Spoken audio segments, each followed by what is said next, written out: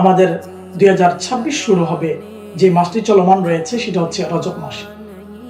যদি এই মাসে এই সময় যদি আমরা রবের নাফরমানি করি, একটু চিন্তা করি, সম্মানিত মাস, আজমতওয়ালা মাস, এই মাসগুলোতে যদি আল্লাহর নাফরমানি করি আমরা, আমাদের কি অবস্থা। এবং মনে রাখতে হবে যে নতুন যে বৎসর পালন করছি আমরা, ইংরেজি বৎসর, ইংরেজি নববর্ষ, সেটা ইসলামের মাঝে কোনো ভিত্তি নেই। কিন্তু প্রতিটা সেকেন্ড, প্রতিটা মুহূর্ত, প্রতিটা দিন আল্লাহ তাআলার দেওয়া একটা নিয়ামত।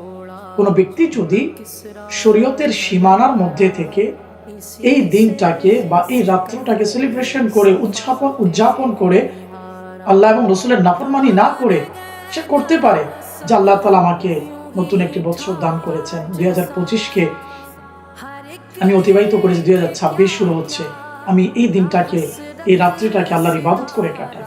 বরঞ্চ আমাদের তো এই চিন্তা হওয়া উচিত যে আমি 2025-এ কি কি গুনাহ করেছি, কি নাফরমানি করেছি, চিন্তা করা, এবং এই 26টাকে ইবাদতের মাধ্যমে শুরু করা নতুন একটা বৎসরকে, যাতে করে রবের নাফরমানি না হয়।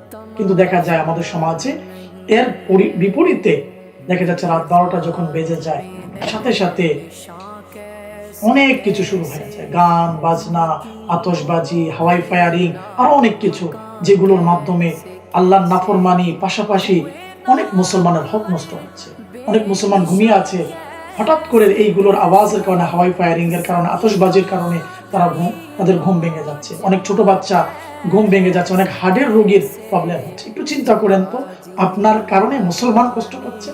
রাসূল করিম বলেছেন, মান আযা মুসলিমান ফাকাদ আযানি, যে কোনো মুসলমানকে কষ্ট দিল সেজন্য আমি নবী মুস্তাফাকে কষ্ট দিল।